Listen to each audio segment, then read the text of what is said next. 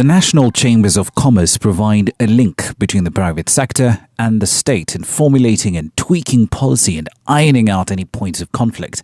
In the Kenyan context, however, that only happened in theory, not in fact. Right now, the Prime Minister's quarterly roundtable and the President's biannual roundtable, the Chamber has no seat on those two very important forums where issues of the private sector are discussed. KIPRONO Kittony is the man who wants to change that. Between repeated bouts of inflation, a growing addiction by government to large deficits, limited spending efficiency and the steep depreciation of the shilling, last year, Kenya's economy has been to hell and back.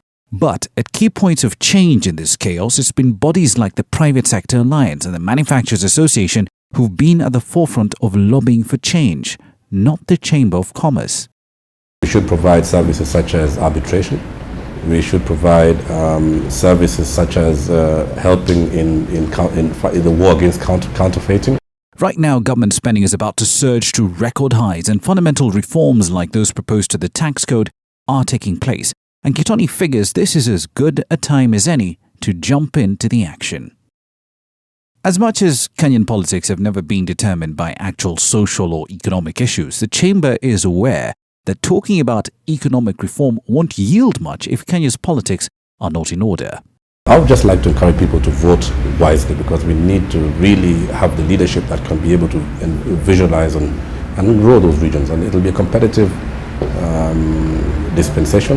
The Chamber has wrapped up reforms to its Articles of Association last looked at in 1965, and it has completed elections for its officials in 40 or 47 counties too.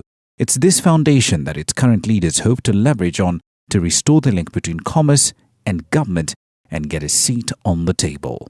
For Newsnight, I'm Ramanyang.